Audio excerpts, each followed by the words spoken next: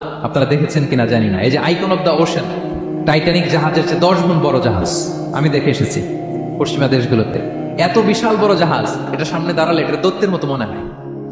মালয়েশিয়াতে তো অনেক কন্ডোমোনিয়ামস, 10-15টা কন্ডোমোনিয়ামস একসাথে জোড়া লাগালে এটা যত বড়, ওই ক্রুজগুলো জাহাজগুলো এত বড়। এক একটা জাহাজের ভেতরে 3000-4000 হোটেল রুম আছে, 8-10টা রেস্টুরেন্ট আছে, ফুটবল স্টেডিয়াম আছে, থিম পার্ক আছে, বিশাল একটা এন্টায়ার সিটি। এই বিশাল ক্রুজগুলো, Icon of the Sea, Virgin Voyage, Royal Caribbean, এগুলো সাগরের উপর দিয়ে ভেসে বেড়ায়। আল্লাহ বলে ওয়াল ফুলকিল্লাতি তাজরি ফিল বাহরি বিমা ইয়ানফাউন নাস, সাগরের উপরে বিশাল বড় বড় ক্রুজগুলো ভেসে বেড়ায়, এর মধ্যে নিদর্শন আছে। এরপর আল্লাহ বললেন আমি পানি থেকে সব প্রাণী তৈরি করেছি, ওয়াজআলনা মিনাল মাই কুল্লা শাইইন হাই, সব প্রাণ এসেছে পানি থেকে। বিজ্ঞান এটাকে কনফার্ম করেছে, তারা বলেছে পৃথিবীর সর্বপ্রথম এককোষী প্রাণীর নাম হচ্ছে অ্যামিবা। অ্যামিবা এসছে, জুপ্লাঙ্কটন, ফাইটোপ্লাঙ্কটন, ব্যাকটেরিয়া প্লাঙ্কটন, এভাবে স্পিসিসগুলো ডেভেলপ হচ্ছে। আল্লাহ বলে এর মধ্যে নিদর্শন আছে। এরপর আল্লাহ তাআলা বলেছেন মৌসুমী বায়ু, এই যে বায়ুর প্রবাহ, এতে নিদর্শন আছে। আর আকাশ জমিনের মাঝখানে যে মেঘমালাগুলো ভেসে বেড়ায়, এই সবগুলোর ভেতরে নিদর্শন আছে। কাদের জন্য? আল্লাহ বলেন লা আয়াতিন লিকাউমি ইয়াকিলুন, তাদের জন্য যারা আকল খাটায়, যারা কমন সেন্স খাটায়। সুবহানাল্লাহ পড়বেন না? এজন্য বিমানে যদি আপনারা উইন্ডো সিট পান, কি করবেন আজকে থেকে বলেন? উইন্ডো সিটের পাশে বসে বসে রিল দেওয়ার জন্য ভিডিও মেক করব। কি করবেন? হ্যাঁ, আল্লাহর নিদর্শন দেখবো, কত ক্ষুদ্র আমি, কত নগণ্য আমি, কত তুচ্ছ আমি, এটা বুঝবার চেষ্টা করি। তাহলে 4টা পয়েন্টের 2টা চলে গেল, একটা হচ্ছে নাযার আর একটা হচ্ছে আল আকল। 3 নাম্বার কি ছিল? একজন বলতে হবে। আত-তাফাক্কুর। আত-তাফাক্কুর মানে ক্রিটিক্যাল থিঙ্কিং। ক্রিটিক্যাল থিঙ্কিং করা। আল্লাহ যে আমাদেরকে ব্রেন দিয়েছেন, এটা দিয়ে ক্রিটিক্যাল থিঙ্কিং করা, ব্রেনটাকে কাজে লাগানো, গড্ডালিকা প্রবাহে ভেসে না বেড়ানো, ব্রেনটাকে আমরা যেন কাজে লাগাই। আত-তাফাক্কুর। ইব্রাহিম আলাইহিস সালাম এই আত-তাফাক্কুর বা ক্রিটিক্যাল থিঙ্কিং এর ক্ষেত্রে আমাদের জন্য অনুপম আদর্শ ছিল। কোন নবীর নাম বললাম? সবাই বলেন তো নবীর নাম কি? উনি যেই সময়টাতে পৃথিবীতে এসেছিলেন তখন কেউ করতো তারার পূজা, কেউ করতো চাঁদের পূজা, কেউ করতো সূর্যের পূজা। আমরা হইলে কি করতাম? কোনো এক দলে ঢুকে যেতাম। কি বলেন? এক দল করে তারার পূজা, আরেক দল সূর্যের, আরেক দল চাঁদের। আমরা হইলে কি করতাম? এক দলে ঢুকে যেতাম। উনি ঢুকেন নাই। উনি এই তারকা পূজারী, সূর্য পূজারীদের চিন্তার দেয়ালে আঘাত করেছেন। সুবহানাল্লাহ। ফালাম্মা জান্না আলাইহিল লাইলু রাআ কাওকাবা। উনি কিভাবে সত্যের সন্ধান পেলেন দেখেন। উনি রাত্রিবেলা যখন দেখেন যে লোকজন তারার পূজা করে, উনি ভাবলেন হ্যাঁ রব্বি, তারাই কি আমার রব? পরে দেখে না, দিনের বেলায় তারারে আর খুঁজে পাওয়া যায় না। এখন মনে মনে ভাবে হায় রে, আমার রব যদি আবার মাঝে মধ্যে না থাকে তা আমি যাবো কই? এক সময় উনি আসে, আরেক সময় নাই। এরকম খোদা দিয়ে আমাদের কোনো লাভ আছে? যিনি সবসময় আমার টেক কেয়ার করবে, আমরা তো ওই খোদার ইবাদত করি, ঠিক কিনা?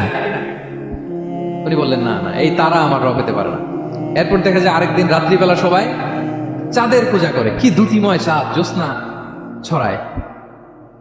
তো উনি ভাবলেন হ্যাঁ রব্বি, এটাই কি আমার রব? পরে দিনের বেলা যখন দেখি না, চাঁদের তো আর দেখা যায় না, চাঁদ তো নাই, ভ্যানিশ, ডিসঅ্যাপিয়ার। পরে বলে না, চাঁদ আমার রব হতে পারে না। এবার দিনের বেলা দেখলেন দ্বিপ্রহরের জল জলে সূর্য খা খা রোদ বিলাচ্ছে গোটা বিশ্বে। দেখে যে সবাই এটার ফলোয়ার বেশি, সবাই সূর্যের পূজা করে। কিন্তু আবার গোধূলি লগ্নে সানসেটের টাইমে যখন সূর্যও ডুবে গেল, হায় হায়, উনি বিপদে পড়লেন। এবার আমি কই যাব? সূর্যও তো থাকে না। আল্লাহু আকবার। তখন তিনি ঘোষণা দিলেন ইন্নী ওয়াজ্জাহতু ওয়াজহিয়া লিল্লাযী ফাতারাস সামাওয়াতি ওয়াল আরদা হানিফা ওয়া মা আনা মিনাল মুশরিকিন। হে তারকা পূজারী, হে চাঁদের পূজারী, হে সূর্য পূজারী, আমি তোমাদের কোনো দলের সাথে নাই, বরং আমি আমাকে ওই সত্তার দিকে মনোনিবেশ করলাম, আত্মসমর্পণ করলাম। ফাতারাস সামাওয়াতি ওয়াল আরদ, যিনি আকাশ সৃষ্টি করেছেন, জমিন সৃষ্টি করেছেন। হানিফা ওয়া মা আনা মিনাল মুশরিকিন, আমি শিরক করি না, আমি হানিফ হিসেবে সেই আল্লাহর ইবাদত শুরু করে দিলাম। পড়েন আল্লাহু আকবার। তাইলে উনি স্রোতে গা ভাসান নাই, কোন এক দলে না ঢুকে উনি ওনার ক্রিটিক্যাল থিঙ্কিং, ওনার অ্যানালজি, ওনার বিবেককে উনি কাজে লাগিয়েছেন। তো সম্মানিত শুধু এজন্য চিন্তা করা, এটাকে আরবিতে বলে তাহান্নুস মিন বাকায়া আল ইব্রাহিমিয়া। এটা ইব্রাহিমী চিন্তার অবশিষ্টাংশ। সেদিন ইব্রাহিম আলাইহিস সালাম এভাবে চিন্তা করতেন, গবেষণা করতেন। সূরাতুন নাহলে আল্লাহ তাআলা মৌমাছি কিভাবে মধু সংগ্রহ করে এই ইনফরমেশনটা যখন আমাদের সামনে পেশ করলেন, এই আয়াতের শেষেও তিনি একই কথা বললেন, ইন্না ফি যালিকা লাআয়াতান লিকাউমিন ইয়াতাফাক্কারুন। নিশ্চয় এর মধ্যে যারা চিন্তাশীল তাদের জন্য নিদর্শন আছে। মৌমাছি যে মধু সংগ্রহ করে, আপনারা মৌচাক দেখছেন? কে কে দেখি মৌচাক দেখছেন? মাশাআল্লাহ। আচ্ছা ঠিক আছে, রাসূল সাল্লাল্লাহু আলাইহি ওয়াসাল্লাম মধু বড্ড পছন্দ করতেন। পিওর হানি, দুর্গন্ধওয়ালা হানি তিনি খেতেন না, পিওর হানি খাবেন, খুবই এনার্জেটিক। এবং কোরআনে মাত্র দুইটা জিনিসকে শেফা বলা হয়েছে, এক হচ্ছে কোরআনকে বলা হয়েছে শেফা, আর এই মধুকে বলা হয়েছে শেফা। সুবহানাল্লাহ। আল্লাহ তাআলা বললেন, ওয়া আওহা রাব্বুকা ইলান নাহলি আনিত্তাখিযি মিনাল জিবালি বুয়ুতা ওয়া মিনাশ শাজারি ওয়া মিম্মা ইয়ারিশুন। আল্লাহ তাআলা মৌমাছিকে শিখাই দিলেন কিভাবে মৌচাক বাঁধতে হবে। এবং আল্লাহ বললেন, ইত্তাখিযি মিনাল জিবালি বুয়ুতা, তোমরা পাহাড়ে মৌচাক বাঁধো, ওয়া মিনাশ শাজার, গাছের মগডালে বাঁধো, অথবা উঁচু মাচার উপরে বাঁধো, যাতে গ্রামের ছোট্ট ছেলেরা ঢিল মারতে না পারে। মৌচাক যারা দেখছেন, এটা নিচু নিচু জায়গায় মৌমাছির মৌচাক হয় না, উঁচু একেবারে মগডালে। এটা মৌমাছির শিখাই দিছে কে? হ্যাঁ, কে শিখিয়েছে? আল্লাহ সুবহানাহু ওয়া তাআলা মৌমাছিকে শিখিয়ে দিয়েছে। যারা আরবি বোঝেন তারা বুঝতে পারবেন, ইত্তাখিদি এটা ফেমিনিন জেন্ডার। তার মানে আল্লাহ যা অর্ডার করেছেন এটা পুরুষ মৌমাছিকে অর্ডার করেন নাই, নারী মৌমাছি। তো গবেষণায় দেখা গিয়েছে পুরো মৌচাকের বাসাটাকে এখানে যে লিডারশিপ বহন করে এটা কোনো পুরুষ মৌমাছি না, এটা নারী মৌমাছি। সুবহানাল্লাহ। এবং 3 ধরনের মৌমাছি থাকে, একটা হচ্ছে কুইন বি, রানী মৌমাছি, আরেকটা হচ্ছে মেল বি, এরা বংশ বিস্তার করে, আরেকটা হচ্ছে ওয়ার্কার বি, এরা এই মধু আনা নেওয়া করে। তা আল্লাহ এদেরকে বললেন, কুলি মিন কুল্লি সামারাত, এই মৌমাছি তোমরা আশেপাশের সব সুন্দর সুন্দর ফুল থেকে, ফল থেকে, ফ্লাওয়ার নেকটারস, পুষ্প রস সংগ্রহ করে নিয়ে আসো। মধু এত স্বাস্থ্যকর, হেলদি ডায়েট কেন? কারণ আশেপাশের গাছের মধ্যে এখানে আপনার ভেষজ গাছ আছে, ওষুধি গাছ আছে, বনাজি গাছ আছে, ঠিক না? তো মৌমাছিগুলো সেখান থেকে ফ্লাওয়ার নেকটারস, পুষ্প রস সংগ্রহ করে আবার চলে আসে। এবং আল্লাহ বললেন, ফাসলুকি সুবুলা রাব্বিকি যুলুলা, পথ ভুলে যাও না, যেই পথে গেছে ওই পথে ফিরে আসো। একটা মৌমাছি মৌচাক থেকে প্রায় 10 কিলোমিটার দূরেও অনেক সময় চলে যায়, আবার 10 কিলোমিটার পথ চিনে আবার মৌচাকে এটার ফিরে আনে কে? এই পুরো মেকানিজমটা নিয়ে গবেষণা করে অস্ট্রিয়ান একজন সায়েন্টিস্ট, তার নাম হচ্ছে কার্ল ব্রনফিশ, সে একটা বই লিখেছে, দ্য ডান্সিং বিজ, এবং এই বই লিখে সে নোবেল লরেট হয়েছে, নোবেল প্রাইজ পেয়েছে।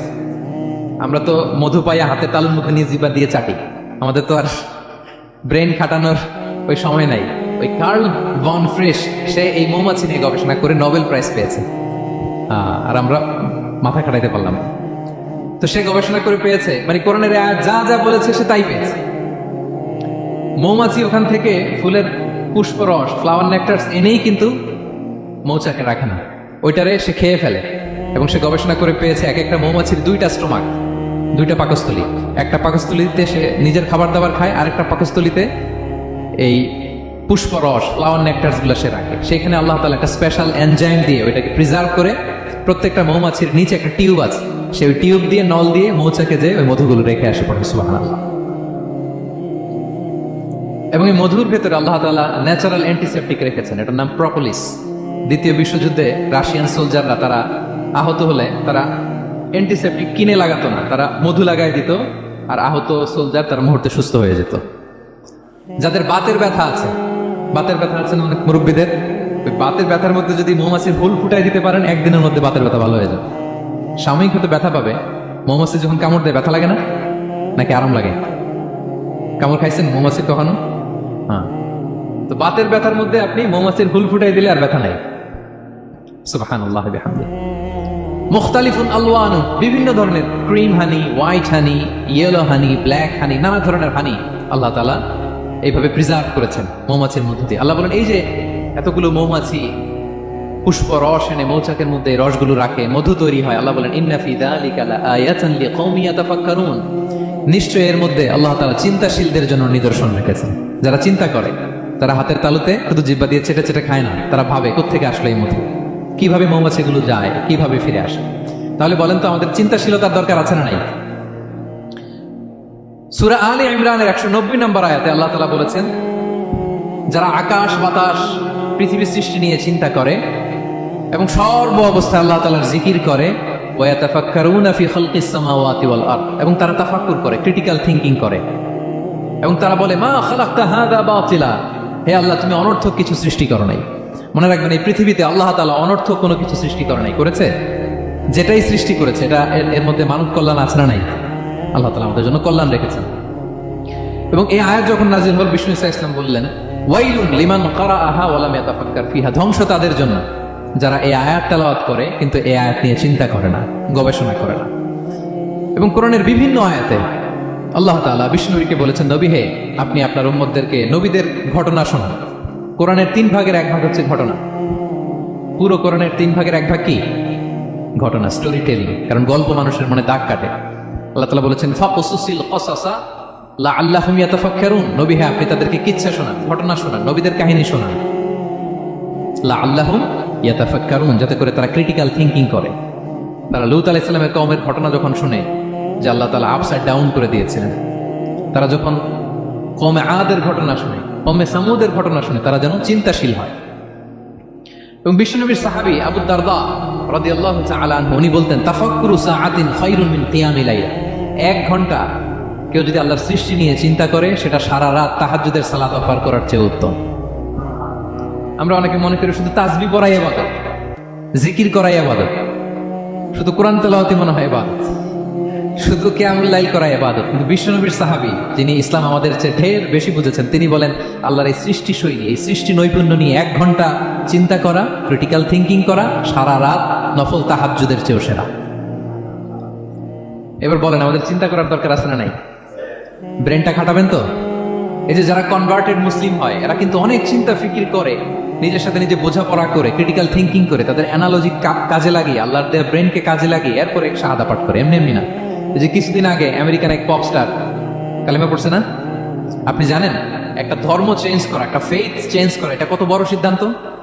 হ্যাঁ, বাপদাদার ধর্ম, বয়স 30-40, এতদিন যে ধর্ম মানলাম, এটাকে চেঞ্জ করে নতুন ধর্মে কনভার্ট হয়, এটা কত বড় সিদ্ধান্ত? Could you imagine that? It's not a joke. নিজের সাথে নিজের অনেক বোঝাপড়া করতে হয়, তারাই ক্রিটিক্যাল থিঙ্কিং করে। এবং বিষ্ণু ঈসা ইসলাম, উনি নবী হওয়ার আগেও এই চিন্তার ইবাদত করতেন। তিনি হেরা গুহায় চলে যেতেন, কাবা থেকে 6 কিলোমিটার উত্তরে, 634 মিটার উঁচু জাবালে নূরের উপরে একটা কেইভ আছে, গুহা, এটার নাম হচ্ছে গারে হেরা। ওখানে বসে বসে তিনি এই চিন্তা করতেন। তার মানে নবী হওয়ার আগে বিষ্ণুনবীর ইবাদত ছিল চিন্তার ইবাদত। নবী হিসেবে অ্যাসাইন্ড হওয়ার আগে বিষ্ণুনবীর ইবাদত কি ছিল বলেন তো? নামাজ পড়া, কোরআন তেলাওয়াত করা। কোরআন তো নাজিলই হয় নাই, কোরআন তেলাওয়াত করবে কেমনে? তখন 6 মাস বসে বসে উনি ওখানে কি করেছেন বলেন? ধ্যানমগ্ন করেছেন। ধ্যানমগ্ন ছিলেন, তিনি চিন্তা করতেন। ওইটাই ছিল ওনার আধ্যাত্মিক শিক্ষায়তন। ওই নির্জন গুহার মধ্যে তো উনি যখন চিন্তায় মগ্ন ছিলেন, আল্লাহর সৃষ্টি শৈলী নিয়ে চিন্তা করতেন, ঠিক ওই মুহূর্তে, অন্তিম মুহূর্তে, ওই মাহেন্দ্রক্ষণে নাজিল হয়েছে ইকরা বিসমি রাব্বিকাল্লাযী খালাক, read in the name of your Lord who has created. পড়ো তোমার প্রভুর নামে, যিনি তোমাকে সৃষ্টি করেছেন, শিক্ষা দিয়েছেন। তাহলে সম্মানিত সুধী, ইসলামের সূচনা হয়েছিল, এটা বলা যায় ফাইনালি যে ইসলামের সূচনা হয়েছিল চিন্তার ইবাদতের মধ্য দিয়ে। আমরা যেন চিন্তা করি। তাহলে 4টা পয়েন্টের 3টা আমরা ক্লিয়ার করে ফেললাম। আর তাফাক্কুর, ক্রিটিক্যাল থিঙ্কিং শেষ। 4 নম্বর কি বলেছিলাম? হ্যাঁ বলো তো? আর তাদাব্বুর। আর তাদাব্বুর মানে পন্ডারিং অন দ্য কোরআন, কোরআনকে গবেষণা করে পড়া, কোরআনের আয়াতের অন্তর্নিহিত মর্মার্থ, গূঢ় রহস্য উদ্ঘাটনের চেষ্টা করা। আল্লাহ বলেন, আফালা ইয়াতাদাব্বারুনাল কুরআন আম আলা কুলুবিন আকফালুহা। ওরা কি কোরআন নিয়ে একটু চিন্তা গবেষণা করবে না, নাকি ওদের অন্তরে জং ধরা তালা পড়ে গিয়েছে? তাহলে আমরা যে গড়গড় করে তেলাওয়াত করি, আল্লাহ শুধু এই তেলাওয়াত করতে বলেননি। হ্যাঁ, তেলাওয়াত করলে প্রতি অক্ষরে 10 নাকি, ঠিক আছে, কিন্তু আল্লাহ বলেছেন ওরা কি কোরআন নিয়ে চিন্তা গবেষণা করবে না? আফালা ইয়াতাদাব্বারুনাল কুরআন। কোরআন তো এসেছে গোটা বিশ্বকে কাঁপিয়ে দিতে, হিস্ট্রিকে বদলে দিতে কোরআন এসেছে। মা আনজালনা আলাইকাল কুরআন লিতাশকা। নবী হে, হতভাগা জাতি হিসেবে পৃথিবীতে থেকে যাবেন, এজন্য কোরআন পাঠাই নাই। এটা পৃথিবীর পুরো হিস্ট্রিকে চেঞ্জ করে দিবে। তাদাব্বুরুল কোরআন। আর তাদাব্বুর শব্দটা এসেছে দুবুর থেকে। দুবুর মানে পেছন। আল্লাহ বলেছেন প্রতিটা আয়াত পড়ার সময় এর পেছনের নেপথ্যের গল্পটা কি, এটাকে খুঁজে বের করো। আপনি যত বড় মুফাসসির হন, কোরআনের আয়াত আপনি যত পড়বেন, প্রতিদিন নিত্য নতুন নতুন নতুন তথ্য আপনি পাবেন। আল্লাহর কসম, আমি আল আজহারে কোরআন নিয়ে পড়াশোনা করেছি। আইআইএম কোরআন নিয়ে masters, human embryology in the holy Quran. PhD 5 বছর, human behavioural patterns in the holy Quran. এখনো তো তাফসীর করে যাই, প্রতিদিন কোরআন স্টাডি করি। একটা আয়াত যত পড়ি, প্রত্যেক স্টাডিতে নতুন নতুন ইনফরমেশন আমার মাথায় চলে আসে। শুধু আমার মাথা না, পৃথিবীর যত বড় মুফাসসির হোক তিনি, যত পড়বে কোরআন, যত রিভাইজ করবে, যত রিসার্চ করবে, প্রত্যেক রিভিশনে সে নতুন নতুন তথ্য পাবে। এজন্য আল্লাহ বলেন, আফালা ইয়াতাদাব্বারুনাল কুরআন। ওরা কি কোরআন নিয়ে একটু চিন্তা গবেষণা করবে না, নাকি ওদের অন্তরে তালা, জং ধরা তালা লেগেছে? সম্মানিত সুধী, আসুন এই কোরআন নাজিলের মাসে আমাদের জং ধরা তালাটাকে আনলক করার জন্য আমরা কোরআনকে with vast concentration, with deep analysis and critical thinking নিয়ে যেন পড়ি। প্রতিটা আয়াত পড়ার সময় এর পেছনের গল্পটা কি, কোন প্রেক্ষাপটে নাজিল হলো, বর্তমান সময়ের সাথে কিভাবে এটাকে অ্যাটাচ করা যায়, এটার অন্তর্নিহিত গূঢ় রহস্যটা কি, এই গূঢ় রহস্য উদ্ঘাটনের কথা, কোরআন নিয়ে গবেষণার কথা এবং চিন্তার কথা বারবার কোরআন আমাদেরকে বলেছে। আমাদের এই চিন্তাকে জাগানোর জন্য এই কোরআন বারবার আমাদের কাছে আহ্বান করেছে। এখন আমাদের কি একটু সময় হবে না কোরআনকে চিন্তার সাথে গবেষণার সাথে পড়ার? হ্যাঁ, চিন্তাশীলতার সাথে গবেষণা করে কোরআন স্টাডি করার দরকার আছে না নাই? বলেন বলেন। হ্যাঁ, পড়বেন তো আপনারা? যারাই চিন্তা করবে, চিন্তাশীল হবে, কমন সেন্সকে খাটাবে, তারাই পৃথিবীর হিস্ট্রি পাল্টে দিবে। এই যে বিমান দিয়ে যে আমরা চড়ি, দুই ভাই আবিষ্কার করছে, Wilbur Wright, Orville Wright, Wright ভ্রাতৃদ্বয়। বলেন তো এই অরভিল রাইটের চোখ ছিল কয়টা? 3টা না? হ্যাঁ, উইলবার রাইটস এর হাত ছিল কয়টা? আমার হাত কয়টা? আপনার হাত কয়টা? তো ওরা পারলে আমরা পারবো না কেন? কারণ এই চিন্তার আবাদত থেকে আমরা দূরে সরে গিয়েছি। আমাদের মধ্যে রিজনিং নাই, আমাদের মধ্যে লজিক্যাল আন্ডারস্ট্যান্ডিং নাই, আমাদের মধ্যে ক্রিটিক্যাল থিঙ্কিং নাই, আমাদের মধ্যে পন্ডারিং অন দ্য কোরআনিক ভার্সেস নাই। আল্লাহ তাআলা আমাদের যে বিবেক চিন্তা শক্তি দিয়েছেন, এটাকে আমরা কাজে লাগাই না, এজন্য আমরা পিছিয়ে পড়েছি। সম্মানিত শুধু কোরআন বারবার আমাদের এই চিন্তা শক্তিকে জাগানোর জন্য আহ্বান করেছে। কোরআনের আয়াতের পরতে পরতে কোরআন আমাদেরকে বলেছে আমরা যেন চিন্তাশীল হই। এই যে সফিস্টিকেটেড ব্রেন আল্লাহ তাআলা দয়া করে আমাদেরকে দান করেছে, আমরা যেন এই ব্রেনটাকে কাজে লাগাই, আমরা যেন আমাদের বিবেকটাকে কাজে লাগাই, আমরা যেন আমাদের কমন সেন্সকে কাজে লাগাই, তাহলে আমাদের সোনালী অতীত আবার আমরা ফিরে পাবো। তাহলে আজকের এই আলোচনা থেকে ফাইনাল কথা হচ্ছে যে আমাদেরকে চিন্তা করতে হবে, যে কোনো জিনিসকে কোশ্চেন করতে হবে, প্রশ্ন করতে হবে, কেন, কিভাবে, ও পারলে আমি কেন পারবো না। কোরআনের আয়াত পড়ার সময় বারবার চিন্তা করবেন না, সব দায়িত্ব আমাদের উপর ঠেলে দিয়ে না। কোরআন নিয়ে শুধু আমরাই গবেষণা করবো আর ওয়াজ শোনাবো, এটা it's not only my sole responsibility. আপনাদের দায়িত্ব আছে, প্রত্যেকের দায়িত্ব। যত কোরআন পড়বেন আপনার অন্তরের তালা খুলে দিবে কে? আল্লাহ তাআলা আমাদেরকে চিন্তাশীল হওয়ার তৌফিক দান করুক। বরং কোনো দায়ী যদি সুন্দর কাজ করে, ভালো কাজ করে, আমাকে মনে করতে হবে যে এই দায়িত্বটা তো আমার ছিল, তো আমার ভাই করেছে মানে সে আমার দায়িত্বই পালন করে আমার কাজকে তো হালকা করে দিল, সহজ করে দিল, সে আমার কাজই করছে, তো তার জন্য দোয়া করা উচিত এবং নিজেদের মধ্যে কোলাবোরেশন থাকা উচিত। তারা সম্মানিত শুধু সেই জনপদে 3 জন রাসূল আসলেন, তারা 3 জনকে মিথ্যা প্রতিপন্ন করলো এবং তারা বলল, নবীরা বলল যে ইন্না ইলাইকুম মুরসালুন, আমরা তোমাদের কাছে রাসূল হয়ে এসেছি। এর রেসপন্সে জনপদের লোকেরা কি বললো? ক্বালু মা আনতুম ইল্লা বাশারুম মিসলুনা, তোমরা তো আমাদের মতোই মানুষ, তোমরা আবার রাসূল হও কি করে? যুগে যুগে যত রাসূল এসেছিল তারা যখন দাওয়াত দিয়েছিল এলাকার লোকেরা মানত না। তারা বলতো আমরা খাই তোমরাও খাও, আমরা বাজারে যাই তোমরাও যাও, আমরা বিয়ে করি তোমরাও বিয়ে করো, আমাদের সন্তান হয় তোমাদেরও সন্তান হয়, সো আমাদের থেকে তোমাদের তো আলাদা ইউনিকনেস কিছু নেই, তোমরা কিভাবে রাসূল হও, কিভাবে তোমাদের শ্রেষ্ঠত্ব হয়? এরকম তাল বাহানা তারা কিন্তু করতো। ইভেন রাসূল সাল্লাল্লাহু আলাইহি ওয়াসাল্লামকেও কুরাইশ একই কথা বলেছিল, মা লিহাদা রাসূলি ইয়াকুলুত তুআম ওয়া ইয়ামশি ফিল আসওয়াক, এটা কেমন রাসূল, আমাদের সাথে বাজারে ঘোরাফেরা করে, আমাদের মতো ফল খায়, পানি খায়, খেজুর খায়, দুধ খায়। তারা চাচ্ছিল যে কোরআন যদি উপর থেকে আসে তাহলে ফেরেশতা কেন কোরআন নিয়ে আসে না? কিন্তু কোনো ফেরেশতা যদি কোরআন নিয়ে আসতো তখন আবার তারা বলতো যে ফেরেশতা তো আমাদের মতো না, আমাদের সুখ দুঃখ তো ফেরেশতা বুঝবে না, তারা তো অন্যভাবে সৃষ্টি, আমাদের যে চাহিদা, ডিমান্ড, রিপু, ডিজায়ার, প্রবৃত্তি, এই প্রবৃত্তি তো ফেরেশতাদের নেই। আমাদের ক্ষুধা লাগে, আমাদের যৌন চাহিদা আছে, আমাদের প্রবৃত্তি আছে, তো ফেরেশতাদের তো এটা নেই। তো ফেরেশতারা আমাদের রাসূল হবে কিভাবে? তারা তো আমাদের দুঃখ কষ্ট বুঝবে না, ফেরেশতা আসলে তারা এটা বলতো। তো ওই জনপদের লোকদেরও ঠিক একই রেসপন্স ছিল। তারা বলল যে মা আনতুম ইল্লা বাশারুম মিসলুনা, তোমরা তো আমাদের মতোই মানুষ। ওয়া মা আনজালার রহমানু মিন শাই, আল্লাহ কিছু নাজিল টাজিল করে নাই। ইন আনতুম ইল্লা তাকদিবুন, তোমরা এগুলো বানিয়ে বলতেছো, বানোয়াট।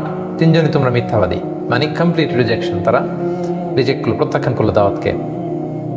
তারপর নবীরা কি বললো? ক্বালু রাব্বুনা ইয়ালামু ইন্না ইলাইকুম লামুরসালুন, তারা বললো যে আমাদের রব ভালো করেই জানে, তোমরা না মানতে পারো, তোমরা আমাদেরকে মিথ্যাবাদী বলতে পারো, তবে জেনে রাখো আল্লাহ তাআলা ভালো করেই জানে যে আমরা রাসূল হয়ে তোমাদের কাছে এসেছি।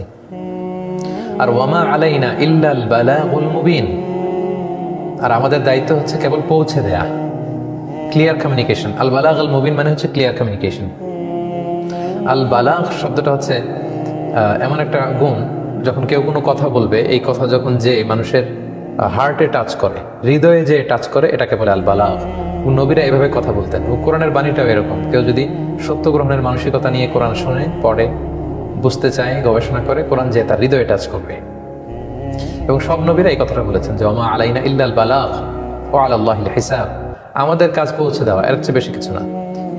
রাসূল সাল্লাল্লাহু আলাইহি ওয়াসাল্লাম যখন খুব বেশি চাইতেন যে কেন ওরা ঈমান আনে না, অনেক সময় একটু জোর করতে চাইতেন, তখন আল্লাহ বলেছেন যে লাস্তা আলাইহিম বিমুসাইতির, নবী আমি তো আপনাকে দারোগা বানিয়ে পাঠাইনি, কনস্টেবল বানিয়ে পাঠাই নাই, গোয়েন্দা বানিয়ে পাঠাই নাই। জোর খাটানো, জোরাজোরি করা, এগুলো করার জন্য তো আপনাকে পাঠানো হয়নি। আপনার কাজ হচ্ছে পৌঁছে দেওয়া। হেদায়েত দেয়া না দেওয়ার মালিকানা কেবলমাত্র শুধুমাত্র একমাত্র আমি আল্লাহর হাতে।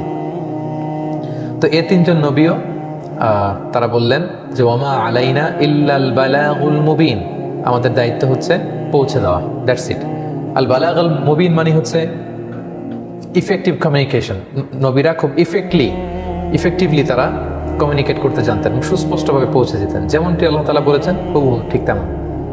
তারা বললেন যে আমরা হুবহু আল্লাহ আমাদেরকে যা বলতে বলেছেন তোমাদের কাছে পৌঁছে দিয়েছি, মানবে কি মানবে না এটা তোমাদের ব্যাপার। এই যে তিনজন নবী তারা কোন সময় এসেছিল, তাদের নাম কি ছিল, এগুলো কোরআন সুস্পষ্ট করে বলেনি, কারণ ওগুলোতে আমাদের হেদায়েতের তেমন জরুরি কিছু নেই। তারপরেও অনেক মুফাসসির তারা গবেষণা করে বলেছেন তাদের একজনের নাম ছিল সাদেক, দ্বিতীয় জনের নাম ছিল মাসদুক, তৃতীয় জনের নাম ছিল শামাউন। তারা বলেছেন তিনজন নবী তাদেরকে প্রত্যাখ্যান করা হলো, এবং তাদের দাওয়াতকে যখন প্রত্যাখ্যান করা হলো, তারা যখন সত্যকে গ্রহণ করলো না, আল্লাহ তাআলা স্লাইটলি একটা আযাব দিলেন, খুবই স্লাইট। সেটা হচ্ছে আল্লাহ বৃষ্টি বন্ধ করে দিলেন ওই এলাকায়। সেখানে এখন ড্রাউট, দুর্ভিক্ষ, অনাবৃষ্টি, বৃষ্টি নাই। ফলে সবুজ শ্যামল একটা পরিবেশ ছিল, এখন মাটি ফেটে চৌচির, গাছগুলো শুকনো হয়ে পাতা ঝরে একেবারে খড়খড়া একটা এনভায়রনমেন্ট। তাদের গবাদি পশু এখন আর পর্যাপ্ত দুধ দেয় না, তাদের নদী নালাতে কোনো পানি নেই। পানির অভাবে, অনাবৃষ্টিতে, দুর্ভিক্ষের কারণে তাদের কঠিন একটা অবস্থা চলে আসলো। এগুলো যখন আসলো, টানা 3 বছর কোনো বৃষ্টি হয়নি ওই এলাকায়, তাফসীরে এসছে। তো তখন তারা এই তিনজন নবীকে দায়ী করতে আরম্ভ করলো। তারা কি বললো? তারা বললো ক্বালু ইন্না তাতায়্যারনা বিকুম। তারা বললো যে তোমরা হচ্ছে অপয়া, কুলক্ষণে, অলক্ষণে তোমরা হচ্ছে অপয়া, তোমাদের কারণে আজকে তোমরা আমাদের দেবদেবীর আবাদত রেখে দিয়ে কোন এক আল্লাহর আবাদত করতে বলছো। নাউজুবিল্লাহ। নতুন কোন দেবতা, নতুন কোন খোদার তোমরা আইডিয়া নিয়ে এসেছো, এটার কারণে আমাদের এলাকায় বৃষ্টি বন্ধ হয়ে গিয়েছে। ইন্না তাতায়্যারনা বিকুম, তোমরা হচ্ছে অমঙ্গলে, তোমরা অপয়া, তোমাদের মধ্যে কুফা, তোমাদের ধ্বংস হোক। লা ইল্লাম তানতাহু, তোমরা যদি এই নতুন দাওয়াত বন্ধ না করো, লানারজুমান্নাকুম, প্রস্তর আঘাতে তোমাদেরকে আমরা মৃত্যুদণ্ড দিব, প্রস্তর আঘাতে তোমাদেরকে আমরা মেরে ফেলবো। ওলা ইয়ামাসসান্নাকুম মিন্না আযাবুন আলীম, এবং আমাদের পক্ষ থেকে কঠিন আযাব তোমাদের উপর নেমে আসবে, শাস্তি নেমে আসবে, জেনে রেখো। তো তাহলে বোঝা গেল একেবারে হার্ড লাইনে চলে গিয়েছে তারা।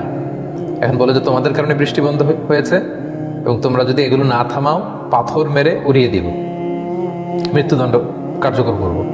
নবীরা তখন বললেন কওলত এরকম মাআকুম, এই অপয়া, কুলক্ষণে, এই সুপারস্টিশন, এগুলো তোমাদের সাথে সম্পৃক্ত, আমাদের এর কোনো দায়ভার নাই।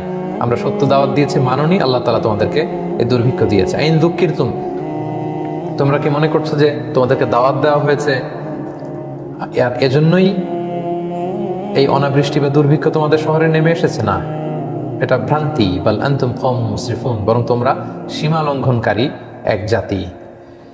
তো সম্মানিত সুধী, এই ঘটনার এই পর্যায়ে আমরা যেটা বুঝলাম, দুজন নবী এসেছিল, তারা মানেনি। আরো একজন নবী আসলো, তাও মানেনি। তিনজন মিলে সুস্পষ্টভাবে তাদের সাথে কমিউনিকেট করলো, বুঝালো, জেনে বুঝে তারা এটাকে প্রত্যাখ্যান করলো।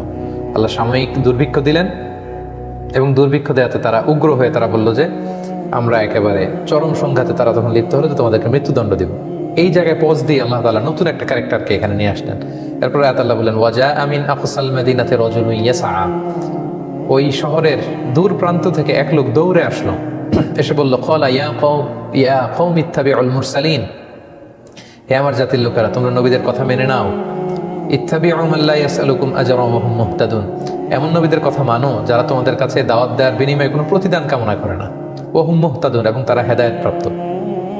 এই লোক কোত্থেকে আসলো হঠাৎ করে, এবং এই লোকের নাম আল্লাহ তাআলা উল্লেখ করেননি এখানে। বললেন যে এক লোক দৌড়ে এসে এই কথা বলতে আরম্ভ করলো। ঘটনাটা হচ্ছে, নবীরা যখন এই আন্তাকিয়া জনপদে আল্লাহ তাআলার পক্ষ থেকে বাণী নিয়ে দাওয়াত দেওয়ার জন্য আসবে, এই শহরে ঢোকার পথে তারা একজন লোকের দেখা পেল। এই লোকের কথা আল্লাহ বলেছেন রাজুলুন ইয়াসআ, যে দৌড়ে এসেছিল। তাফসিরে এসেছে তার নাম হচ্ছে হাবিব, হাবিব ইবনে ইসরাঈল আন-নাজ্জার, সংক্ষেপে তাকে হাবিবে নাজ্জার বলা হয়। সে পাথর খোদাই করে কেটে কেটে দেবদেবীর মতো মূর্তি বানাতো, এগুলো বিক্রি করে সে জীবিকা নির্বাহ করত, এবং তার পার্সোনাল একটা মূর্তিও ছিল, যেটার ইবাদত সে করতো, তার কাছে সে চাইতো। এবং এই হাবিবে নাজ্জারের কুষ্ঠরোগ ছিল, ভয়ঙ্কর কুষ্ঠরোগ। আপনারা জানেন যে কুষ্ঠরোগ হচ্ছে এক ধরনের স্কিন ডিজিজ। এটা স্কিনে স্নায়ুতে সমস্যা করে এবং গায়ে ছোপ ছোপ দাগ থাকে। এবং সে বছরের পর বছর তার ওই দেবতার কাছে সেজদায় করে থাকতো এবং বলতো যে আমাকে সুস্থ করো, কিন্তু আসলে তো দেবতার সুস্থ করার কোনো ক্ষমতা নেই। তো নবীরা যখন ওই শহরে যাবে, শুরুতে এই লোকের সাথে দেখা হয়েছিল। প্রথমেই নবীরা তাকে দাওয়াত দিল যে তুমি এক আল্লাহকে মানো, দুনিয়াতেও শান্তিতে থাকবে, আখিরাতেও শান্তিতে থাকবে। তো সে বললো যে আল্লাহ যে সত্যি আছেন তার প্রমাণ কি করে বুঝবো? তখন তারা বললো তুমি যদি ঈমান আনো, আমরা আল্লাহর কাছে দোয়া করবো, আল্লাহ তোমাকে কুষ্ঠরোগ ভালো করে দিবেন। সে বললো তাই নাকি? সে শুরুতে বিশ্বাসই করতে পারলো না। সে বললো আমার যে এই দেবতা মূর্তি, আমি কয়েক দশক ধরে এই মূর্তির কাছে মানত করি, ইবাদত করি, সিজদা করি এবং সুস্থতার জন্য সুস্থতা কামনা করে দোয়া করি, এই মূর্তি আমার কিছু করতে পারলো না। আর তোমরা কোন এক খোদার পরিচয় দিচ্ছ যারা দেখা যায় না, ছোঁয়া যায় না, যাকে দেখি না, চিনি না? তারা বলল তুমি যদি ঈমান আনো, আমাদের রব আল্লাহ তাআলা তোমাকে সুস্থ করে দিবেন। এবং সে নবীদের কথায় সাড়া দিয়ে ওই জায়গাতেই ইনস্ট্যান্ট কালিমা পরে ঈমান আনলো। এবং নবীর আল্লাহর কাছে দোয়া করলেন, আল্লাহ এই হাবিবে নাজ্জারকে আপনি সুস্থ করে দেন। এবং নবীদের দোয়ার বদৌলতে আল্লাহ তাআলা মুহূর্তে তাকে সুস্থ করে দিলেন। সে হঠাৎ করে সুস্থ হয়ে গেল, তার যে কুষ্ঠরোগ, গায়ে ছোপ ছোপ দাগ ছিল, সব ভালো হয়ে গেল।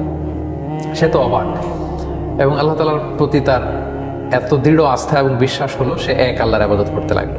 তো সে যখন ইমানদার হয়ে গেল, নবীরা তাকে রেখে দিয়ে মূল শহরে গেল।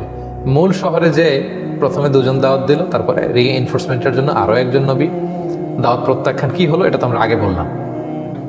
হঠাৎ করে এই লোকের কথা যে আল্লাহ তাআলা আনলেন, সে আসলে আগেই ঈমান এনেছিল। তার নাম হচ্ছে হাবিব ইবনে ইসরাঈল আন-নাজ্জার।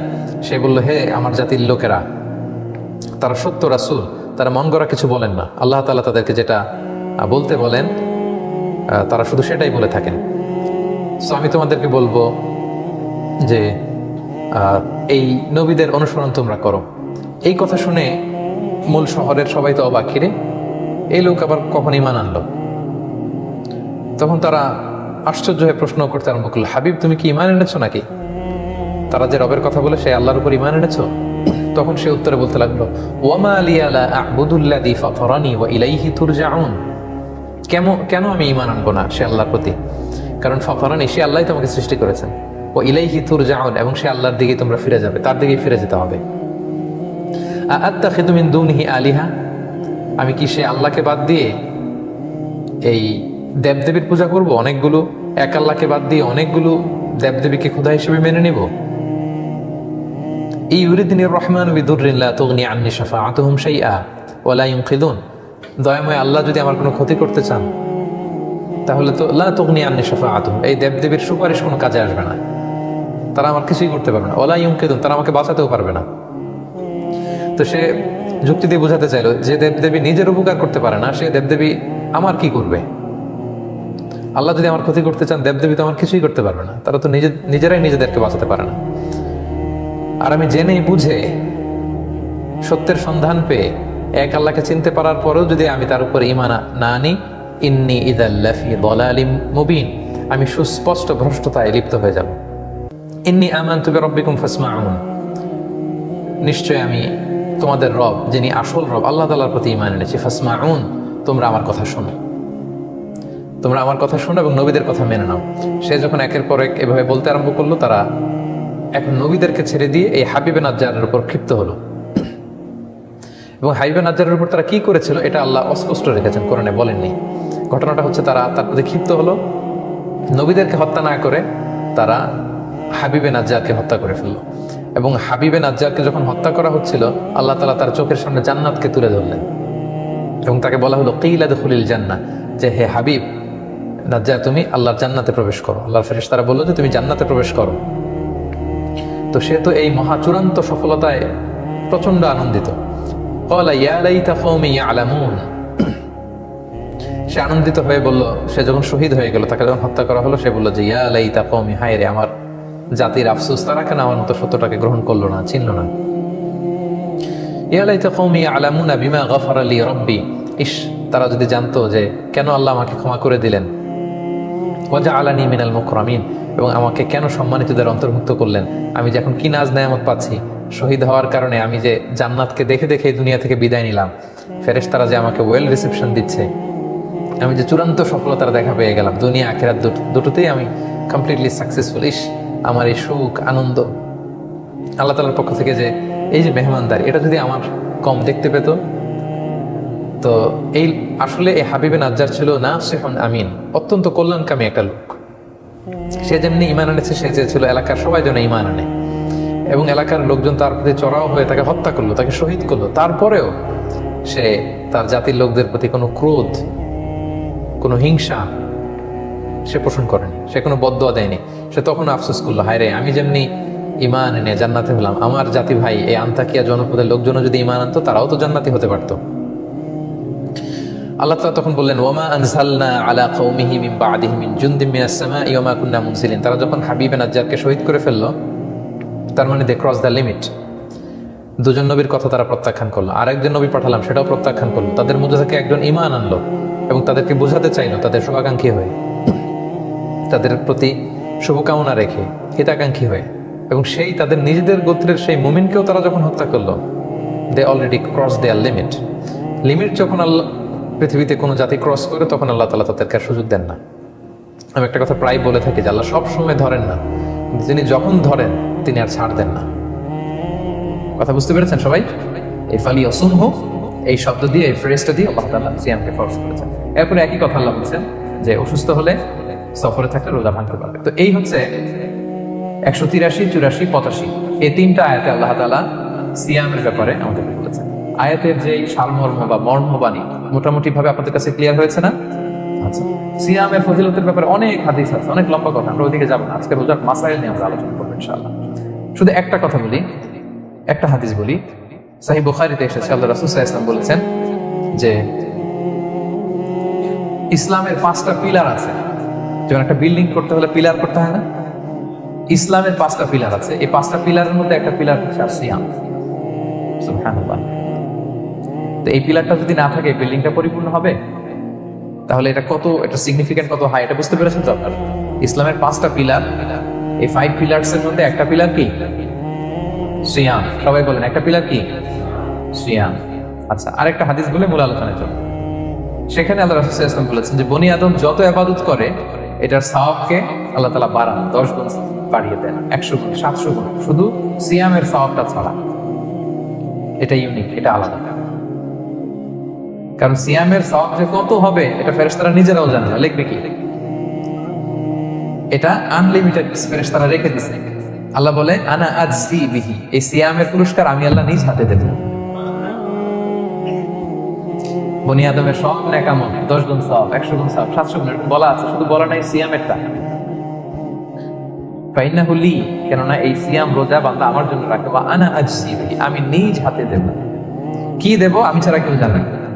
সুবহানাল্লাহ। তো এই যে পুরস্কার আপনারা পাবেন, একটা সারপ্রাইজ গিফট রয়ে গেছে। ভালো লাগতেছে না শুনে আপনাদের? আলহামদুলিল্লাহ বলি সবাই। এবং আপনাদের জন্য স্পেশাল একটা গেট থাকবে, যারা সিয়াম সাধন করেছেন তাদের একটা স্পেশাল গেট থাকবে, এটার নাম আর রাইয়ান। এবং রোজাদাররা ছাড়া লা ইয়াদখুলুহু ইল্লা সাইমুন, এই রাইয়ান গেট দিয়ে কেউ ঢুকতে পারবে না। ওমান দাখালাহু লাম ইয়াতমা আবাদা, জান্নাতে একটা স্পেশাল গেট থাকবে রাইয়ান, শুধু রোজাদাররা ঢুকতে পারবে। আর যে একবার এই দরজা দিয়ে ঢুকবে, চিরকালের জন্য তার গলা থেকে তৃষ্ণা মিটে যাবে। He will never be thirsty again, আর তার তৃষ্ণা পাবে না গলায়। সুবহানাল্লাহ। এরকম অনেক হাদিস আমি শোনাতে পারবো আপনাদের, কিন্তু যেহেতু এটা আমাদের প্রতিপাদ্য বিষয় না, আমরা মূল আলোচনা করছি। তাহলে আমি বলেছিলাম যে একটা ইন্ট্রোডাক্টরি ডিসকাশন করব, যাতে করে আপনারা বুঝতে পারেন যে আল্লাহ তাআলা সিয়ামের ব্যাপারে কোরআনে কি বলেছেন। এটা আমরা শেষ করলাম, এবার আমরা মূল আলোচনাতে যাব। মূল আলোচনায় বেসিক্যালি আমি 3টা পার্টে কথা বলবো ইনশাআল্লাহ বিইذنিল্লাহ। প্রথম পার্ট হচ্ছে যে আমরা তো বুঝলাম যে ফামান শাহিদা মিনকুম শাহরা ফালিয়াসুম, যে এই মাস পাবে সে যেন সিয়াম পালন করে। এটা কি নফল না ফরজ? ভাইরা বলেন তো। এটা ফরজ, সিয়াম পালন করা ফরজ রমাদানে। কিন্তু তারপরেও কিছু কিছু লোককে আল্লাহ তাআলা ছাড় দিয়েছেন, এক্সাম্পশন। এটা নিয়ে কারা এই ছাড়টা পেল, কারা রোজা ভাঙতে পারবে, এটা আমরা প্রথমে বলবো। মানে দোজ হু এক্সাম্পটেড ফ্রম ফাস্টিং, এটা হচ্ছে নাম্বার 1। নাম্বার 2 হচ্ছে কি কাজ করলে রোজা ভেঙে যায়। মুবতিলাতু সিয়াম, causes that make fasting null and void. কিছু কাজ আছে যেগুলো করলে আপনার রোজা কিন্তু বাতিল হয়ে যাবে। যে রোজার কারণে সারপ্রাইজ গিফট অপেক্ষা করছে, আপনার সম্মান আল্লাহ বাড়াই দিচ্ছে, এই রোজা নষ্ট হয়ে যাবে কি করলে, এটা আমাদের জানা দরকার আছে না? সেটা 2 নাম্বার। লাস্টলি আমরা বলবো কিছু কিছু কাজ আছে যেগুলো করলে রোজা ভাঙে না, বাট আমাদের মধ্যে কনফিউশন কাজ করে যে এটা করলে কি রোজা ভাঙবে। অনেকে বলে ইনহেলার নেওয়া যাবে, অনেকে বলে যে ইনজেকশন নেওয়া যাবে, অনেকে বলে অ্যানেস্থেসিয়া দেওয়া যাবে, অনেকে বলে এটা করা যাবে ওইটা করা যাবে, মানে অনেক কনফিউশন। তো আজকে আমরা এটা জানবো যে এমন অনেক জিনিস আছে যেগুলো করলে আসলে রোজা ভাঙে না। এই 3টা পয়েন্টে যদি আমরা আলোকপাত করি দেখবেন যে রোজার মৌলিক মাসাইলগুলো আমাদের ক্লিয়ার হয়ে যাবে ইনশাআল্লাহ বিইذنিল্লাহ। তাহলে আমরা প্রথম পয়েন্টে চলে যাই যে কাদেরকে আল্লাহ তাআলা এই রোজার ব্যাপারে ছাড় দিয়েছেন, কারা চাইলে রোজা ভাঙতে পারবে। বুঝতে পারছেন এই পয়েন্টটা, সাব পয়েন্টটা? এই যারা জি বলছেন শুধু তারাই বুঝতে পারছেন, বাকিরা বুঝতে পারছেন সবাই? কারণ পয়েন্টটা যদি বুঝতে না পারেন তাহলে তো আলোচনায় মজা পাবেন না, কানেক্ট করতে পারবেন। প্রথম পয়েন্টটা হচ্ছে কাদেরকে আল্লাহ ছাড় দিয়েছেন এই ফরজ রোজার ব্যাপারে। কেউ কেউ কেউ আছে তারা ছাড় পায়, তারা কারা? হু আর দে? এটা আমরা আগে একটু শুনি। তাহলে দোজ হু এক্সাম্পটেড ফ্রম ফাস্টিং, যারা এক্সাম্পশন পেয়েছে, ছাড় পেয়েছে, তাদের মধ্যে থেকে প্রথম হচ্ছে শিশুরা, আসবিয়ান। শিশুদের উপর রোজা ফরজ না, যতক্ষণ না তারা ম্যাচিউর হয়। শিশুদের উপর কিন্তু রোজা ফরজ না, প্রাপ্তবয়স্ক হওয়া রাখতে কিন্তু ফরজ। তাই বলে আবার শিশুদেরকে রোজা রাখতে বাদশাহ রাখতে দিবে না। আমার বড় মেয়ের বয়স 8 বছর, সে গতকাল রোজা রেখেছে, সে মহা খুশি। সে কখনো অডিও কল দেয়, কখনো ভিডিও কল দেয়, কখনো ইফতারের ছবি পাঠায়। মানে এটা তাদের মধ্যে কিন্তু একটা অনেক চমৎকার একটা ভালো ইমেজ কাজ করে। তো আপনারা বাধা দিবেন না যদি রাখতে চায়। অনেক বাবা মারা এত সচেতন, এত অতি সচেতন যে ছেলে মেয়েরা রাখতে চায় কিন্তু বাবা মারা দিতে চায়। 1-2 দিন না খেয়ে থাকলে বাচ্চারা মরে যায়। তার মধ্যে এই যে একটা স্পিরিচুয়াল একটা কি বলবো ভাইব আসলো, একটা স্পিরিট আসলো, এটা যেন আমরা নষ্ট না করি। আমার মনে আছে বৈশাখী টেলিভিশনে একটা লাইভ প্রোগ্রামে এক ছোট্ট মেয়ে প্রশ্ন করতেছে যে হুজুর আমি তো রোজা রাখতে চাই, আম্মু আমাকে রাখতে দেয় না, তো আম্মুকে একটু বলে দেন যাতে আমাকে রাখতে দেয়। ছোট্ট একটা মেয়ে, সে ফোন করে আমাকে প্রশ্ন করে। তো দেখেন যে এটা ওই বাবা মায়ের তো গর্ব করা উচিত যে আমার ছোট্ট মেয়ে 7 বছর 8 বছর, যদিও এখনো খরচ হচ্ছে, আর কয়েক বছর পরে হবে, কিন্তু সে রাখতে চায়, সে সেলিব্রেট করতে চায় সে আমাকে। তো আমরা যেন তাদেরকে বাধা না দিই, আমরা যেন তাদেরকে ইন্সপায়ার করি। আমার মনে আছে আমি ছোটবেলা, তখন আমি মাদ্রাসায় ভর্তি হই নাই, আমি তখন স্কুলে পড়তাম, তো খুব ছোট, কিন্তু আমি রোজা রাখতে চাইতাম, আব্বা আম্মা দিতে চাইতো না। আমার দাদি আমাকে বলতো যে তুমি একটা কাজ করবা, তুমি সকালে স্কুলে যাবা, দুপুর 12টায় ফিরে আসবা, এসে খেয়ে ফেলবা, তো হাফ রোজা হয়ে গেল, অর্ধেক। এরপরের দিন আবার সকালে না খেয়ে যাবা, দুপুর 12টায় এসে খেয়ে ফেলবা, অ্যানাদার হাফ, তো 2 হাফ মিলে একটা হয়ে গেছে। এইভাবে আমি অনেকগুলো রোজা রাখছি ওই বছর। এখনো এই স্মৃতি আমাকে স্মৃতিকাতর করে। আমার দাদি, যে আমার দাদি নাই, চলে গেছেন, আমাকে জান্নাত নসিব করুক, আমরা দোয়া করি। কিন্তু আজও আমার কাছে এই নস্টালজিয়া ফিলিংটা হয় যে আমি কিন্তু এইভাবে রোজা রাখছি ছোটবেলায়। আমাদের বাচ্চারা তাই করে। সো ওদের মধ্যে যে এই আবেগ, এই উচ্ছ্বাস, এটাকে যেন আমরা নষ্ট না করি। বাট লিগালি তাদের উপর রোজা ফরজ হয়নি প্রাপ্তবয়স্ক রাখতে, তাইলে ওদের রাখা লাগবে। নাম্বার 2, মাজনুন, পাগলদের উপর রোজা ফরজ হয় না। যারা পাগল তাদের উপর ফরজ হয় না। একটা হাদিস শোনাই, আল্লাহ রাসূল সাল্লাল্লাহু আলাইহি ওয়াসাল্লাম বলেছেন, আমি সবকিছু খুব প্রিসাইজলি বলছি যেহেতু আমাদের সময় কম। রুফিআ আল কালামু আন সালাসা, 3 ব্যক্তির উপর থেকে শরীয়তের কলম উঠিয়ে নেওয়া হয়েছে। আনিন নাইমি হাত্তা ইয়াস্তাইকিযা, ঘুমন্ত ব্যক্তি যতক্ষণ না সে জাগে। ঘুমের মধ্যে আপনারা কেউ বকা দিয়ে ফেললে আপনি মাইন্ড করতে পারবেন না, তো ঘুমাইছিল, কাকে বকা দিয়েছে কি করছে সে জানেই না। ঘুমন্ত ব্যক্তির উপর থেকে শরীয়তের কলম উঠিয়ে নেওয়া হয়েছে। আনি সবিগি হাত্তা ইয়াহতালিমা, শিশু যতক্ষণ না সে প্রাপ্তবয়স্ক হয়। ওয়া আনিল মাজনুনি হাত্তা ইয়াকিলা, পাগল যতক্ষণ না সে সুস্থ হয়। এই 3 শ্রেণীর ব্যক্তি থেকে শরীয়তের কলম উঠিয়ে নেওয়া হয়েছে। বুঝতে পেরেছেন? আচ্ছা, 2টা। 3 নাম্বার হচ্ছে মারিদ, আপনি যদি খুব অসুস্থ হন তাহলে আপনি রোজা ভাঙতে পারবেন, যেটা আমরা ওই যে ইন্ট্রোডাক্টরি ডিসকাশনে বলেছি যে অসুস্থ হলে আপনি রোজা ভাঙতে পারবেন। 4 নম্বরে হচ্ছে মুসাফির, ট্রাভেলার, যদি আপনি লম্বা সফর করেন আপনি রোজা ভাঙতে পারবেন। এটা ন্যূনতম সীমা হচ্ছে 48 মাইল। তাই বলে কেএল থেকে পেনাং যাচ্ছেন আর রোজা ভেঙে ফেলবেন, এটা করা যাবে না। এখানে যদি আপনার সফরের পেরেশানি থাকে, খুব কষ্ট, তাহলে আপনি এই সুযোগটা নিতে পারবেন। কিন্তু আল্লাহ বলেছেন ওয়া আনতাসুমু খায়রুল লাকুম ইন কুনতুম তা'লামুন, যদি তোমরা রোজা রাখো এটাই তোমাদের জন্য কল্যাণ, যদিও আমি ফ্লেক্সিবিলিটি দিয়েছি। তো রাসূল সাল্লাল্লাহু আলাইহি ওয়াসাল্লামের সময় দেখা যেত যে মক্কা থেকে মদিনা, মদিনা থেকে তায়েফ যেতে প্রচন্ড গরমের মধ্যে ওনারা উট দিয়ে মরুভূমির উপর দিয়ে যেত। তো ওই পরিস্থিতি কিন্তু আমাদের নেই। কিন্তু যদি আপনার লম্বা সফর হয়, লেটস আপনি কেএল থেকে নিউ ইয়র্কে ফ্লাই করছেন, সফরের অনেক পেরেশানি, অনেক সময় তো খেতে পারছেন না, আপনি চাইলে এই ফ্লেক্সিবিলিটি নিতে পারবেন। তো অসুস্থতা আর সফরে থাকলে আপনি রোজা ভাঙতে পারবেন, তবে ফাইদ্দাতুম মিন আইয়ামিন উখর, অন্য সময় এটা গুনে গুনে রাখতে হবে। 5টা যদি ভাঙা যায় পরে 5টা কাজা করবে। পয়েন্টটা কি সবার কাছে ক্লিয়ার?